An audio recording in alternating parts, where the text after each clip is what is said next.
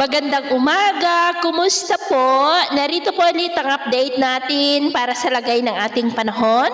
Ngayong umaga po ng December 5, 2024. Sa ngayon ay patuloy pa rin na nakakaapekto ang amihan dito sa malaking bahagi ng Northern Luzon at easterlies naman ang nakakaapekto sa silangan ng Southern Luzon, Visayas at Mindanao. At nananatili pa rin na nag-i-extend ang shear line dyan po sa silangan ng Isabela at Cagayan. At posibleng sa susunod na mga araw ay unti-unti na naman nalalakas ang hanging amihan at bababa muli hanggang dyan sa may Kabisayaan at kasabay ng paglakas ng amihan ay ang posible naman na unti-unti na pagkabuo ng potensyal na sama ng panahon sa silangan ng Mindanao at ang development pa rin yan ang ating babantayan kung matutuloy po o hindi.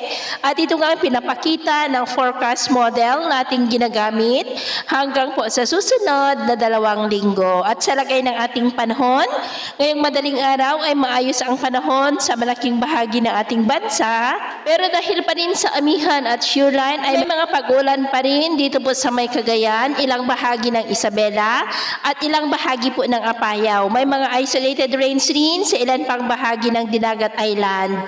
At mamaya ay sisikat naman ang araw sa malaking bahagi ng ating bansa, pero dahil pa rin sa amihan at shear line ay maulap pa rin ang kalangitan with isolated rains dito sa may Cagayan, Babuyan Islands, Apayao at northern part ng Isabela. At mamayang hapon, maayos pa rin ang panahon sa malaking bahagi ng ating bansa, pero dahil pa rin sa amihan at shear line ay maulap ang kalangitan with isolated rains sa may Cagayan Valley, Ilocos Region, Cordillera, maging sa may Pangasinan.